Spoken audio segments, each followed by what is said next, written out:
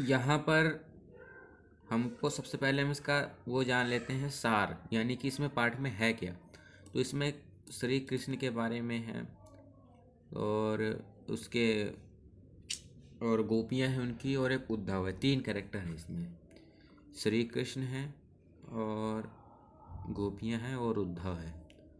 तो श्री कृष्ण से प्रेम करती हैं गोपियाँ। तो वो एक जो है उद्धव एक दूत है, तो श्री कृष्ण मथुरा में है।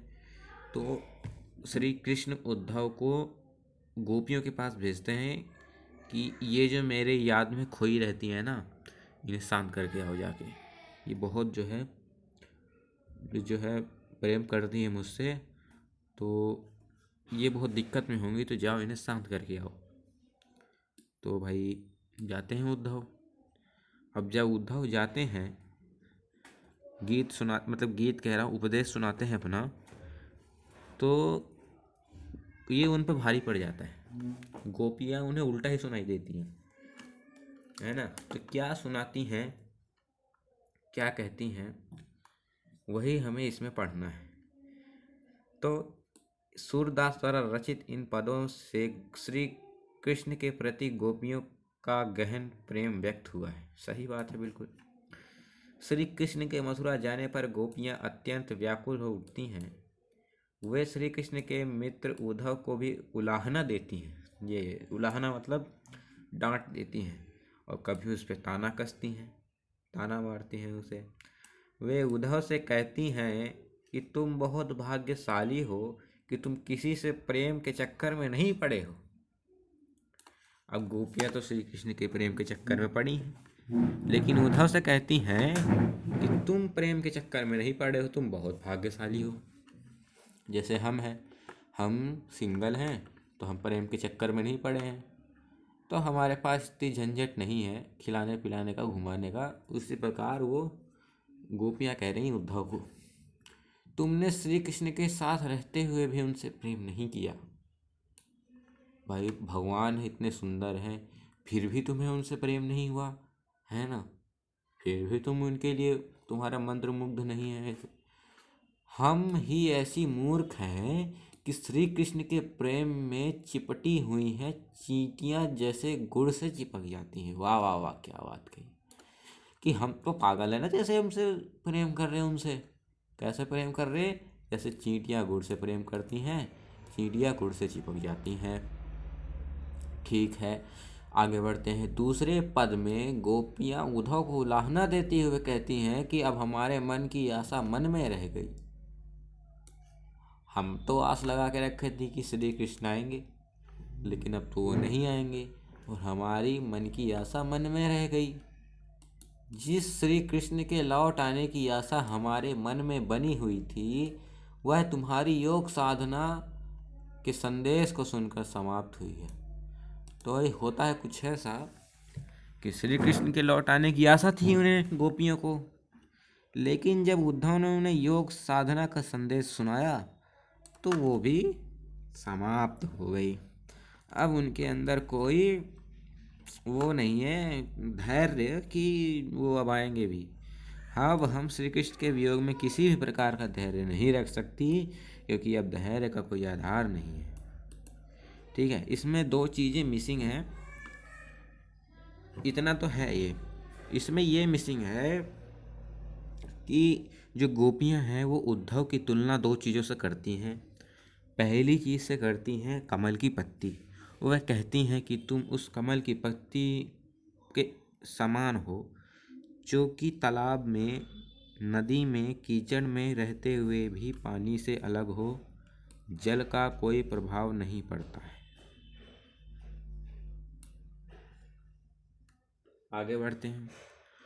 और दूसरी चीज़ वो तुलना ये करती है कि तुम उस तेल की गगरी के समान हो, जो कि अगर उस पर पानी डाला जाएगा फिर भी वो स्पर्श नहीं कर पाएगा।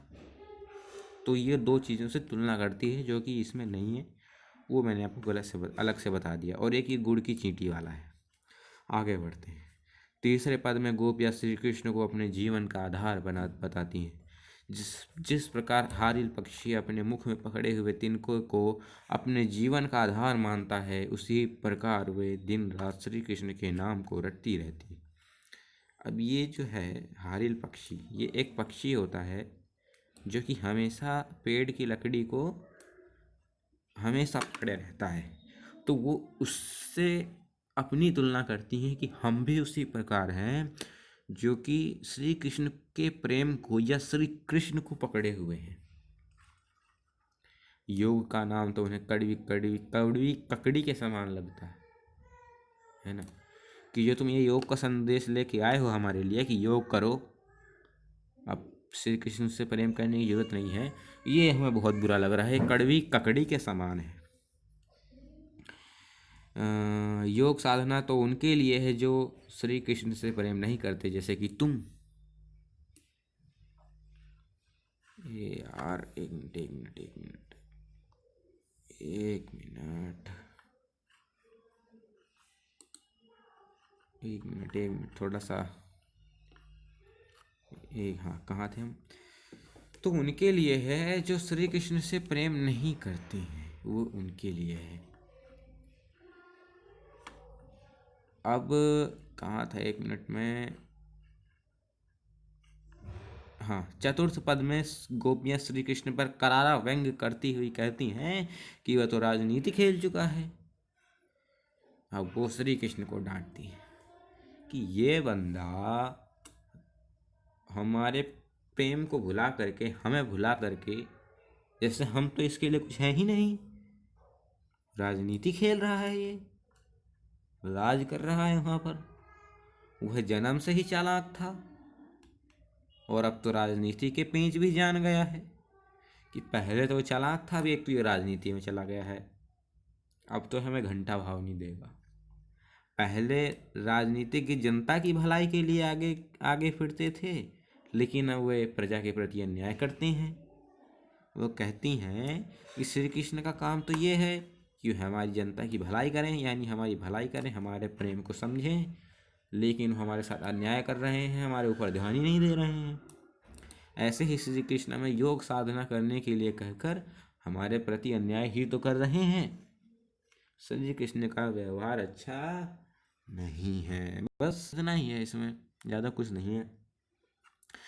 मोटा मोटा याद रखना है कि वे श्री कृष्ण से प्रेम करती हैं। उद्धव को कहती हैं कि तुम तो अभी उनके प्रेम जाल में पड़े ही नहीं हो, और तुलना करती हैं उनकी दो चीज़ों से, किससे, कमल का पत्ता और तेल की गागरी। खुद की तुलना किससे करती हैं, दो चीज़ों से, एक तो हारिल पक्षी से करती हैं जिस प्रकार वो लकड़ी पकड़े हुए होता है, और किससे करती हैं अपनी तुलना, याद करो, हाँ ये रहा, गुड़ की चींटी से। गुड़, चींटियाँ गुड़ से जैसे चिपक जाती हैं, वैसे वो श्री कृष्ण के प्रेम से चपटी हुई हैं, ठीक है। और एक आधी चीज़ें यहाँ याद रखनी है कि अब तो वो राजनीति पढ़ लिए हैं और हमारे लिए वो अन्याय कर रहे हैं हमारे साथ, वो हमारे साथ अन्याय करते हैं। उनका काम जनता की भलाई करना है, पर हमारे साथ अन्याय कर रहे हैं। ऐसे ही श्री कृष्ण में योग साधना के लिए कहकर हमारे प्रति अन्याय कर रहे हैं, और यह व्यवहार उचित नहीं है। बस यही मोटा मोटा आपको याद रखना है। चलिए आगे बढ़ते हैं। ये वो है, मतलब ये कविता है, ये जो मैं आपको अभी मैं समझा रहा था, ये वो है। शब्दार्थ पढ़ना चाहो तो पढ़ सको, लेकिन इसको पढ़ने की ज़रूरत नहीं है। आगे बढ़ते हैं। अब ये देखिए कुछ इंपॉर्टेंट क्वेश्चन आ चुके हैं यहाँ पर। कवि तथा कविता का नाम लिखिए। कवि का नाम है सूरदास और कविता का नाम है सूरदास के पद। प्रस्तुत पद के प्रसंग पर प्रकाश डालिए। ये इसका मतलब ये है कि प्रस्तुत पद के प्रसंग पर प्रकाश डालिए कि इस प्रसंग में क्या है, क्या है इस प्रसंग में। इस प्रसंग, चलो मैं इसका मोटा मोटा उत्तर बताता हूँ। मैंने भी इसको पहली दूसरी बारी मतलब तीसरी चौथी बारी पढ़ा है।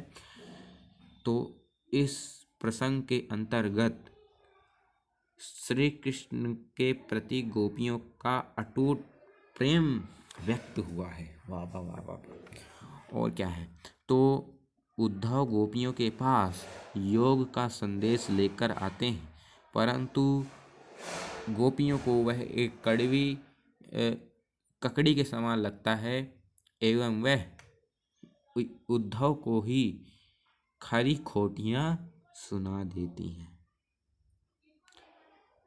और और क्या होता है कि गोपियाँ श्री कृष्ण से आस लगाए बैठी हैं कि कब वे आएंगे और हमारे प्रेम का उत्तर देंगे। यही तो इसमें मोटा मोटा हमको प्रसंग दिया है। आगे बढ़ते हैं। प्रस्तुत पद की व्याख्या कीजिए। प्रस्तुत पद की व्याख्या कीजिए, यही व्याख्या है। आपको ये दे दिया जाएगा, जैसे ये दे दिया आपको और बोला इसकी व्याख्या करो। क्या मतलब है इसका, वो ये चीज़ है, ये मैंने आपको व्याख्या अब तक कर ही दी है। आगे बढ़ते हैं। अति बड़भागी में निहित व्यंग भाव को स्पष्ट कीजिए। अति बड़भागी का क्या मतलब है? अति बड़भागी का मतलब ये है कि उद्धव तुम तो बहुत बड़भागी हो, तुम श्री कृष्ण के निकट रहते हुए भी उनके प्रेम में लिप्त नहीं हो। ठीक है, ये सब आपको लिखना है इसमें। गोपियों ने किसके प्रति अपना प्रेम भाव व्यक्त किया है, ये मुझे आपको बताने की जरूरत नहीं है।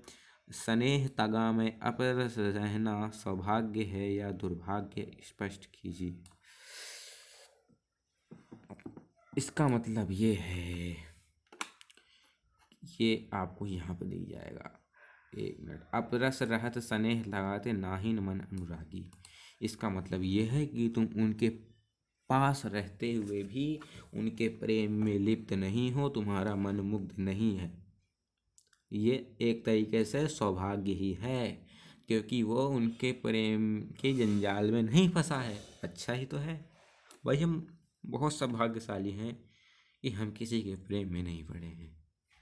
नाहिन मन अनुरागी के माध्यम से किस और क्यों व्यंग किया गया है, इसमें भी वही बात आ जाएगी कि नाहिन मन अनुरागी, तुम्हारा जो मन है वो किसी के प्रति अनुराग नहीं रखता है, किसी से प्रेम नहीं करता है, तुम बड़े एक पत्थर दिल आदमी हो। इस पद में प्रीत नदी की ओर संकेत किया गया। ये उसमें पेपर में नहीं आते हैं, ये क्वेश्चन हम छोड़ देते हैं। ये देखते हैं। गुड़ चाटी जव पागी। इसका मतलब ये है कि इसका मतलब क्या है, वही है चींटी गुड़ वाला, ये आपको बता चुका हूँ मैं। ये देखिए, अभी इनके उत्तर हैं। अब ये खा का उत्तर देखते हैं हम लोग। प्रस्तुत पद के प्रसंग पर प्रकाश डालिए।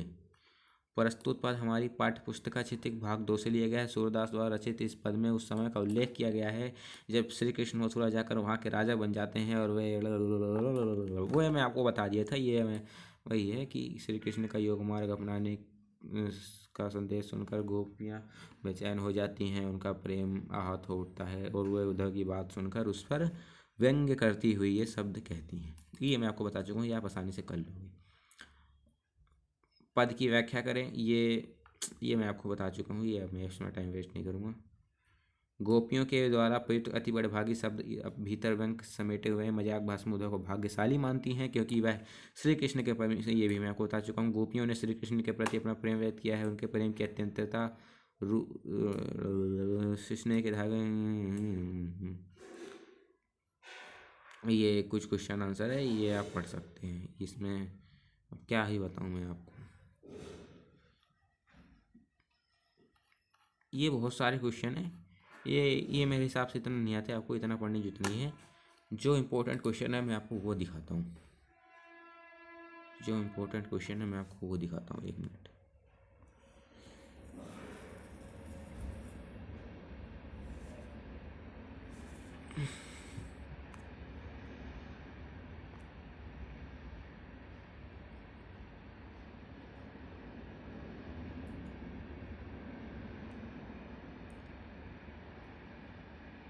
एक मिनट वेट कीजिएगा गाइज। ये देखिए एक्सरसाइज क्वेश्चन, यानी कि जो इम्पोर्टेंट क्वेश्चन है बुक के अंदर दिए गए हैं। फिर नीचे इम्पोर्टेंट क्वेश्चन है वो भी हम देखेंगे। आपको एक एक इसमें चीज़ करनी है ताकि ये आपका आसानी से क्लियर हो जाए। अब देखिए, गोपियों द्वारा उद्धव को भाग्यवान कहने में क्या व्यंग्य निहित है। चलिए अब आंख बंद कर लीजिए, वीडियो को रोकिए और इसका जवाब देने की कोशिश करिए। रोकिए। अच्छा, अगर आपने कोशिश की तो बहुत अच्छा है। चलिए मैं बिना देखे कोशिश करता हूँ। गोपियों द्वारा उद्धव को भाग्यवान कहने में यह व्यंग्य निहित है कि तुम श्री कृष्ण के निकट रहते हुए भी उनके प्रेम में मंत्रमुग्ध नहीं हो। तुम उस कमल के पत्ते और तेल की गगरी के समान हो जो कि जल में रहते हुए भी उससे स्पर्श नहीं करते, है ना। बस बस बस यही चीज़ आपको लिखनी है कि और हम जो है श्री कृष्ण से प्रेम करती हैं। चलिए अब उत्तर देख लेते हैं। उत्तर में क्या है कि गोपियों के मन में श्री कृष्ण के प्रति एक निस्वार्थ प्रेम की। अब यही तो बताया मैंने, श्री कृष्ण को सब त्याग चुकी थी, बस यही सब आपको लिखना है।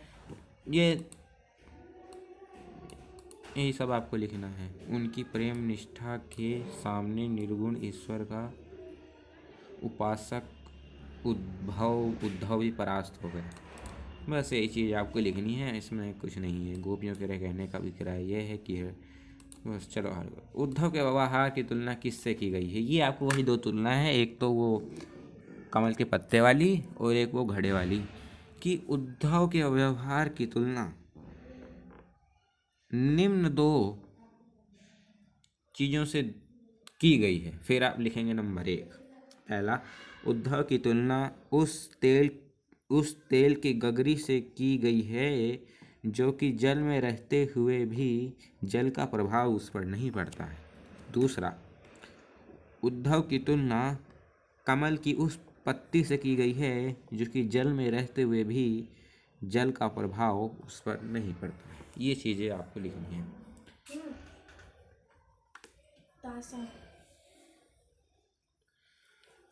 बस वह देखिए, तब गोपियाँ उद्धव के व्यवहार की तुलना कमल के पत्ते तेल की गगरी से करती हैं। बहुत आसान चीज़ है। और तीसरा देखते हैं, गोपियों ने किन किन उदाहरणों के माध्यम से उद्धव को उलाहने दिए हैं। गोपियाँ कहती हैं कि हमारे प्रेम भावना हमारे मन में रह गई है, हम अपने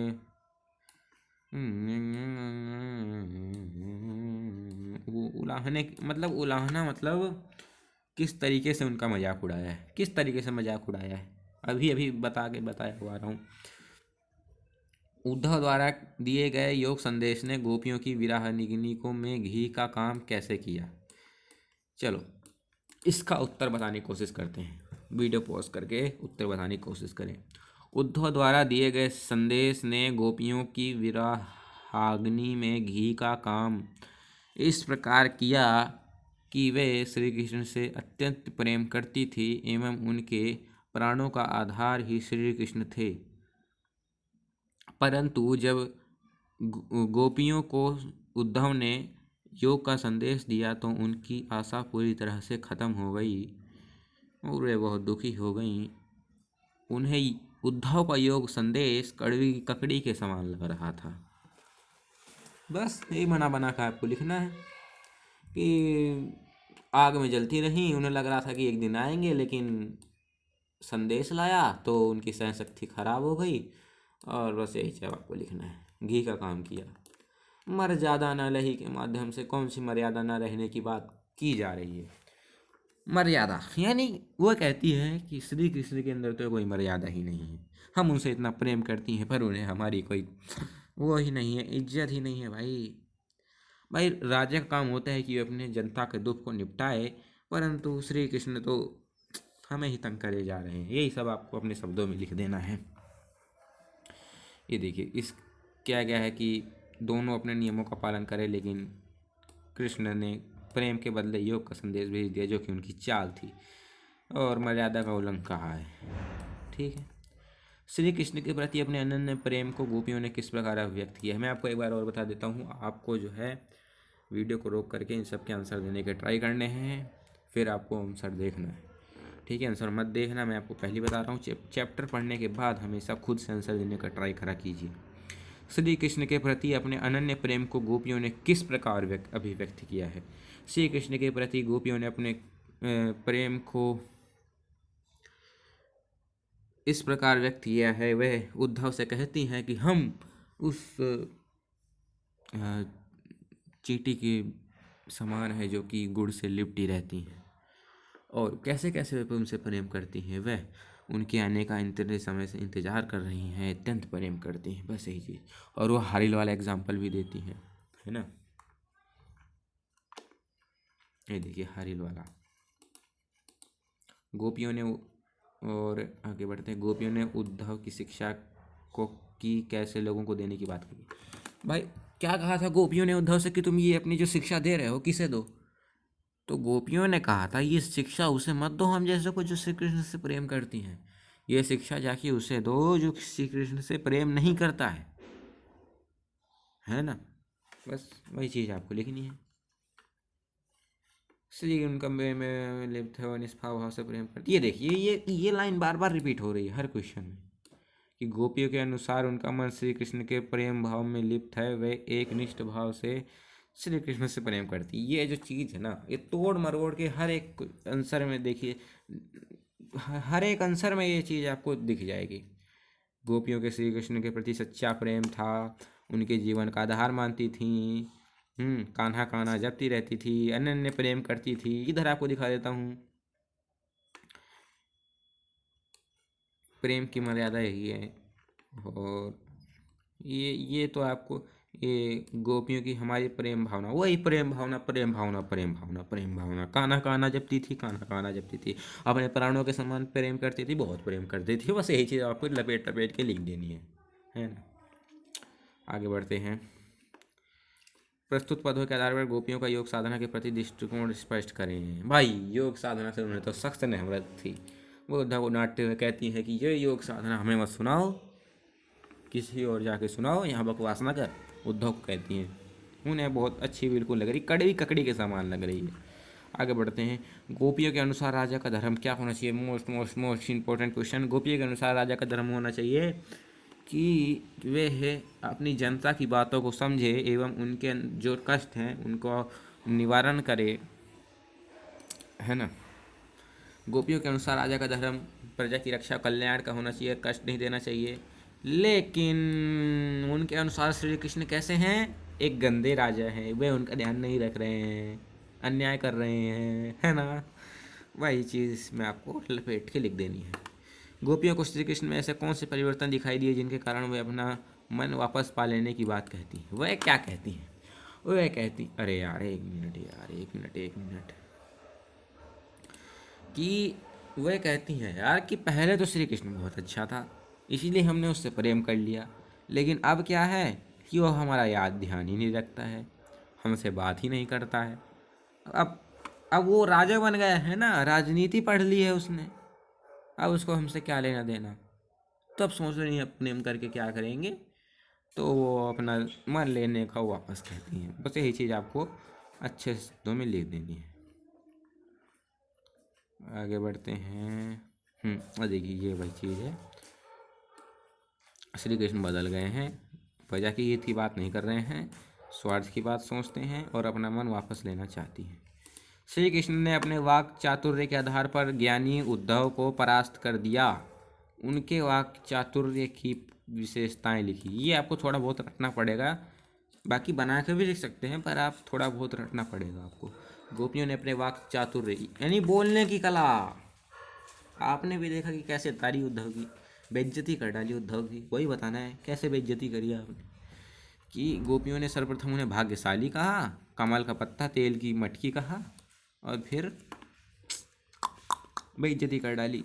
ये आप पढ़ लीजिएगा, यहाँ से लेकर के यहाँ तक पूरा आप पढ़ लीजिएगा। आगे बढ़ते हैं।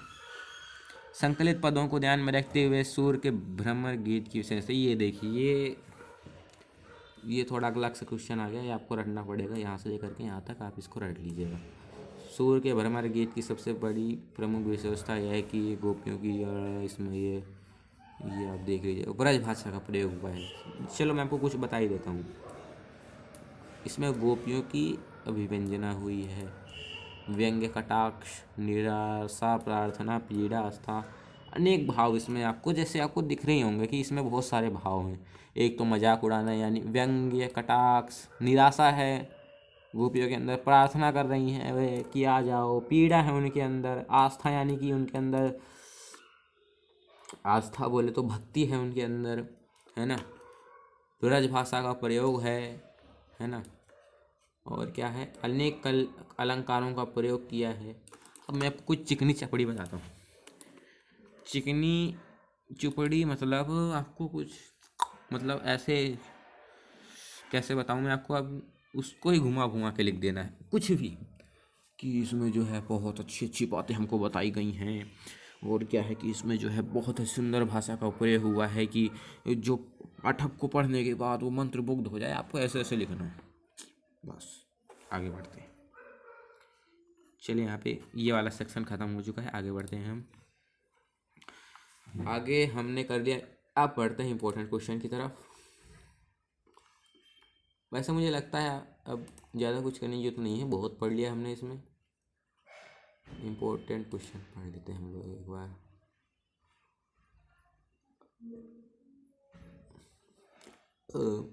एक बार इम्पोर्टेंट क्वेश्चन देख लेते हैं क्या क्या दिए गए हैं।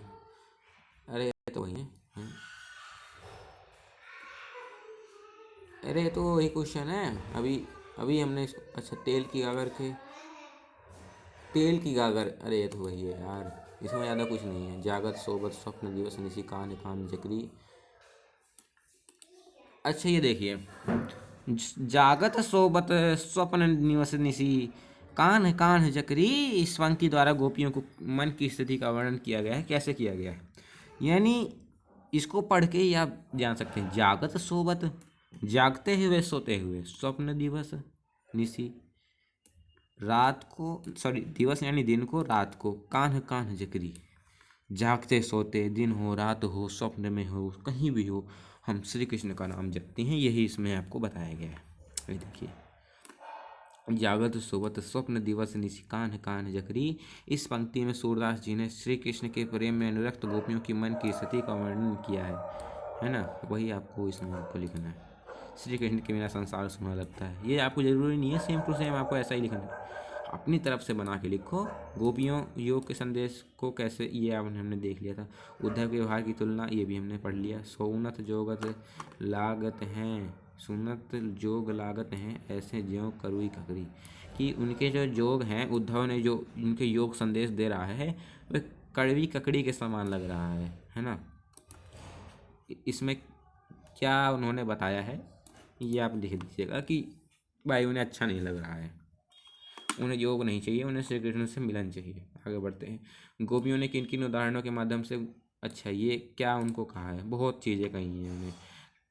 कभी तो कहा है तू वो कमल की पत्ती के समान है, कभी बोली तू उसकी गगरी के समान है, कभी बोली कि जो तू हमें बता रहा ना ये किसी और को बताई आगे, कभी कह रही हैं कि ये तेरी बातें हमें बढ़िया नहीं लग रही, कभी कह रही हैं कड़वी ककड़ी के समान, है ना। ऐसे उन्हें, कभी उन्हें कहती बड़ भागी, तू बड़ा भाग्यशाली, क्या बड़ा भाग्यशाली इसमें। उन्हें कहती तूने कभी तो प्रेम करा ही नहीं, ऐसे ऐसे उन्हें दे रही, क्या बेइज्जती तारी है। वही सब आपको बताना है कि कैसे कैसे उद्धव को लाहने दिए हैं। आगे बढ़ते हैं। दूसरों की नीति को सीख देने वाले श्री कृष्ण स्वयं अनीति का आचरण करने लगे, गोपियों ने ऐसा क्यों कहा है। ये आपने देखा होगा महाभारत में कि श्री कृष्ण दूसरों को तो बहुत ज्ञान देते हैं और खुद को कुछ पता पुता है नहीं, इतना प्रेम कर रहे हैं उनसे, हमारा कभी ना ध्यान ही नहीं है कि जो अगर तुमसे कोई प्रेम कर रहा है और तुम उसके बात का उत्तर ही नहीं दे रहे। बस यही चीज़ है कि गोपियों ने ऐसा क्यों कहा है, वही आपको बताना है। देख लीजिए, बहुत आसान आसान से क्वेश्चन है। गोपियों को श्री कृष्ण में, अरे यार ये पढ़ लिया हमने, उद्धव द्वारा दिए गए संदेश, अच्छा ये भी पढ़ लिया हमने। ये वाक चातुर, हाँ पढ़ लिया। अब आगे बढ़ते हैं हम लोग, थोड़ा बहुत और रह गया है, बस 5 मिनट। एमसीक्यू वीडियो, ये यूट्यूब पे वीडियो है, इसका लिंक मैं डिस्क्रिप्शन में दे दूँगा। अब देखते हैं एक बार एमसीक्यू रिटन टेस्ट, इसका लिंक भी मैं डिस्क्रिप्शन में दे दूँगा, ये आप दे दीजिएगा। एक बार ये देखते हैं पठित काव्यांश, ये क्या है, ये क्या है पठित काव्यांश। अच्छा ये वो है, अच्छा अच्छा अच्छा, ये वे ये आपको दे दिया जाएगा एक पैराग्राफ और उसमें से आपको उत्तर छांट छांट के लिखने हैं, ठीक है। चलो एक बार इन्हें भी देख लेते हैं क्या चीज़ दी गई है। किसके मन की बात मन में ही रह गई, क्यों, किसके मन की बात मन में ही रह गई, गोपियों की बात मन में ही रह गई। गोपियों की बात मन में ही रह गई क्योंकि वे श्री कृष्ण से बहुत प्रेम करती थी, लेकिन जब उन्होंने उद्धव का योग संदेश सुना तो वह अंदर से पूरी तरह टूट गई। एवं उन्हें कोई आशा नहीं थी कि जब श्री कृष्ण उनसे मिलने आएंगे, और उनकी बात मन में ही रह गई, है ना। आप इसको बिना देखे, ये जो चीज़ दी है ना, इसको बिना देखे आप उत्तर दे पाएंगे। ये देखिए, श्री कृष्ण से प्रेम करती थी,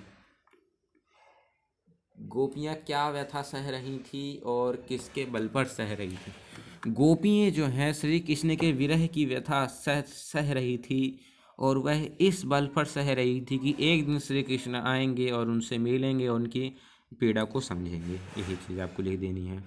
ये देखिए ब्रिज एक ने, देखिए मैं बिल्कुल नकल नहीं कर रहा हूँ, मैं अपने मन से उत्तर बना के लिख रहा हूँ और लगभग उत्तर वही निकल रहा है।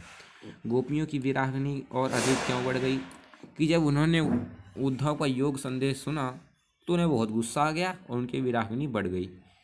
ये देखिए, उद्धव का ब्रिज में आना और इस संदेश देना। आगे बढ़ते हैं। धार बही का क्या आशय है। धार बही, ये मुझे नहीं पता यार, एक बार देख लेते हैं। धार बही अत्यधिक प्रेम करती हैं, आशा एक न एक दिन श्री कृष्ण लौटाएं, परंतु अच्छा अच्छा अच्छा अच्छा अच्छा, धार बही कि द्वारा गोपियाँ यह कहना चाहती हैं कि श्री कृष्ण से बहुत प्रेम करती, लेकिन और वे सहन कर रही थी कि एक न एक दिन श्री कृष्ण आएंगे, लेकिन उन्होंने आशा के विरुद्ध योग का संदेश देकर विपरीत धारा को बहाया है ना। ये है इसका मतलब। आगे बढ़ते हैं। गोपियाँ धीरज का धारण क्यों नहीं कर पा रही थी। बहुत प्रेम करती थी, लेकिन उसका संदेश सुनकर उन्हें कोई धीरज नहीं धरा जा रहा था। वो बहुत प्रेम करती थी, इतना प्रेम करती थी कि उन्हें धीरज हो ही नहीं रहा था, उन्हें श्री कृष्ण से मिलना ही था। अत्यधिक प्रेम करती हैं, बहुत, नहीं सहन कर पा रही थी कि एक न एक दिन लौट के आएंगे, लेकिन नहीं हो पाया। अच्छा ये पिछले, अच्छा इसका ये है, गोपियाँ धीरज का कारण नहीं कर पा रही थी, उनके मर्यादाओं को छोड़ दिया, वही सब आपको लिखना है। और क्या बताऊँ, गोपियाँ यह क्यों कहती, ये आपने एक बार पढ़ लिया ना सब, इससे बाहर एक क्वेश्चन नहीं आएगा। और देख लेते हैं एक आधे हम, पूरी तैयारी हो जानी चाहिए इस लेक्चर के बाद, उसके बाद और कुछ पढ़ने की जरूरत नहीं पढ़नी चाहिए। श्री हरी राजनीति पढ़ाए हैं, क्यों क्यों कहती राजनीति पढ़ ली है। गोपियाँ बुद्धि में कैसा लगता है श्री कृष्ण की बुद्धि को, वो कहती हैं कि पहले चालाक था अब तो और चालाक हो गया हैं। गोपियाँ श्री कृष्ण को राजा का कर्तव्य क्या दिलाती हैं, ये हमने पढ़ लिया है। आगे बढ़ते हैं। किसकी कवि कविता का नाम लिखिए, ये हमने पढ़ लिया। किसकी इच्छा मन में अधूरी रह गई, गोपियों की इच्छा श्री कृष्ण से मिलने की। गोपियाँ अपनी व्यथा किसके बल पर सह रही थी, श्री कृष्ण के आने की आशा पर। उद्धव के संदेश का गोपियों पर क्या प्रभाव पड़ा, वह बहुत बुरा प्रभाव पड़ा, और वो उन्हें कड़वी ककड़ी के समान लग रहा था। ऊपर एक पद्यांश की भाषा का नाम बताएं, ये हमने क्या बताई थी आपको, ब्रिज भाषा बताई थी। चलो आगे बढ़ते हैं। श्री कृष्ण ने हारिल की लकड़ी क्यों कहा है, कि हारिल एक पक्षी है जो कि लकड़ी को पकड़े रहता है, इसी तरह गोपियाँ भी पकड़े होते हैं श्री कृष्ण के प्रेम को, है ना। आगे बढ़ते हैं। गोपियों को योग की बातें कड़वी कड़वी सी क्यों लगती हैं, क्योंकि वो श्री कृष्ण से बहुत प्रेम करती हैं और उनसे योग नहीं कराया जाता, है ना। उनसे श्री कृष्ण से अगाध प्रेम है, बहुत बहुत प्रेम करती हैं। क्या मैंने बोला, बहुत प्रेम करती हैं। आगे बढ़ते हैं। एक मिनट यार, एक तो यार ये गलती से माउस का बीच वाला बटन दब जा रहा है, तो ये पूरा कट जा रहा है। सॉरी सॉरी सॉरी, क्षमा करना गाइस, ये थोड़ी।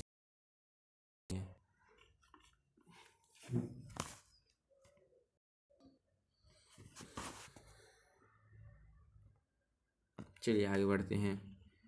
आगे बढ़ते हैं। जिनके मन चक्री, यानी जिनका मन इधर उधर लगता है ना, वो योग की बातें ऐसे प्राणियों को ही सुनानी चाहिए जो कि श्री कृष्ण से प्रेम नहीं करते। यही तो लिखा है ना, योग की बातें कैसे प्राणियों को सुनाई जानी चाहिए, वही तो मैं आपको बता रहा हूँ। बस मन की मन ही मान रही, मन की बात है मन में ही रह जा रही। विरह व्यथा क्यों सहती रही, क्योंकि वह श्री कृष्ण से मिलना चाहती थी, बहुत प्रेम करती थी। क्या बोला मैंने, बहुत प्रेम करती थी। आगे बढ़ते हैं।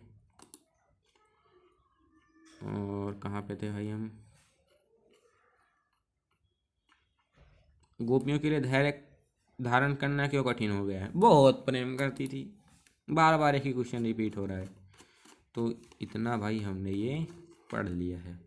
अब आपको सिर्फ एक काम और करना है इस पाठ में। अगर आप मास्टर होना चाहते हैं तो आपको ये MCQ रिटन टेस्ट देना है। ये मैं आपको दे दूँगा डिस्क्रिप्शन में। MCQ वीडियो देखनी है, ये भी मैं आपको डिस्क्रिप्शन में दे दूँगा। और आपको एक बार ये देखनी है, ये इसकी एक्सप्लेनेशन वीडियो। अगर आपको मेरा समझ में नहीं आया हो तो ये भी मैं आपको, जो मेरे हिसाब से बेस्ट यूट्यूबर है, ये भी मैं आपको डिस्क्रिप्शन में दे दूँगा। 1 घंटे में ये ख़त्म हो जाएगा। और इसमें टोटल 6 हैं, मतलब 6 चैप्टर हैं, 6 काव्यांश है। 6 घंटे में पूरा ख़त्म। एक एक दिन में आप 6 घंटे भी पढ़ते हैं तो आप पूरा काव्यखंड ख़त्म कर देंगे, है ना। आप इसमें ना दो दो लगभग इसमें छोड़ भी सकते हैं, क्योंकि अथवा में आएगा क्वेश्चन। तो अगर आप इसमें 2 पोएम छोड़ भी देंगे ना तो भी कोई दिक्कत की बात नहीं है। और अगर आपने इतना कर लिया फिर तो आपसे कोई क्वेश्चन छूट ही नहीं सकता। बहुत मैंने इसमें करा दिया, इतना कोई नहीं कराता है। तो धन्यवाद, आज के लिए बस इतना ही। Bye bye, Tata.